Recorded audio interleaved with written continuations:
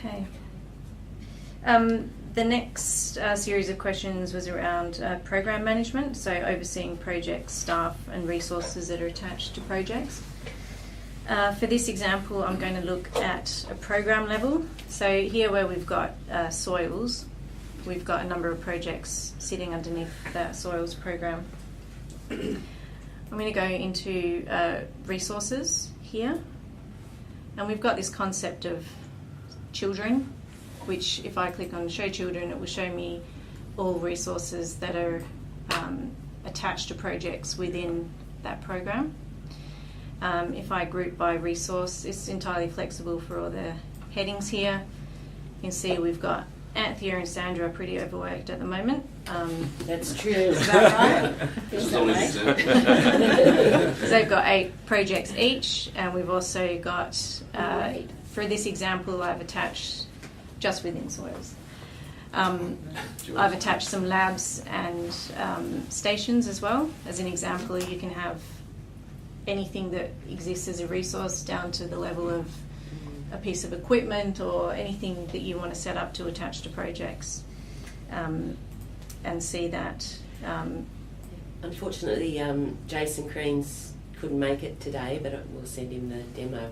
That was a particular concern of his because some of these projects, there'd been some mix-up, and so where a number of projects needed a research station and they'd all booked it, and it caused all sorts of timetabling problems. So and that would be great. In the same way that we're looking at resources at the program level, the same functionality exists at financials with the show children concept. So I can start seeing financials at a program or a project level, and similarly my schedule down here. If I look at children, it's going to show me what's happening for my projects across the whole program. All this information that's presented on screen can also be exported for offline analysis. I'm going to show you that a bit later when we get to talk about reports and ad hoc reports. And just on these projects, just to jump back to resources for a moment, we have, the wrong one. Also the functionality to attach resources at a task level. So depending on what level you're trying to manage your resources and your tasks, resources and their activity can be recorded at the task level of a project. And again, the power of doing that is that it can roll all the way up. But equally, if you're managing a project that might cover a number of people across a number of trial sites, you can allocate clear responsibilities to who's doing what and see how they're progressing to get an idea of how your whole project is progressing. And you've got interdependency that you can consider. Well, the question we asked before was about resourcing. You might look like you have enough scientists, but there might be in multiple locations, which means you never really have enough. So how can you actually allocate know where the resource is physically located and whether it could be necessarily available for a project? Look, there's some of the fields we've got to work out what you need in we haven't done it for this configuration. No. But again, as part of the configuration, we've got to sit down with you and go, what are the critical elements you need to understand, and how do you need to make those visible so that you can get the most power from it.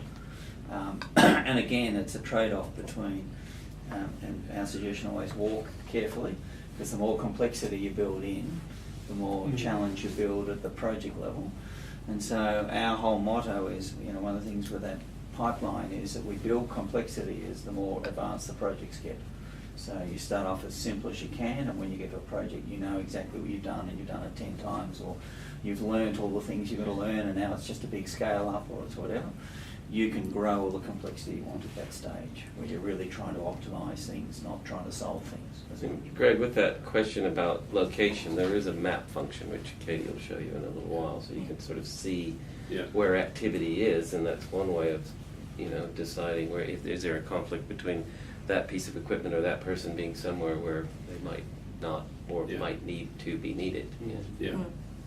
Yeah, it's hard to spend the morning at Tamworth and the afternoon in Wagga. Indeed. Even though you only need half a person in each project. we just borrow the corporate helicopter. Yeah.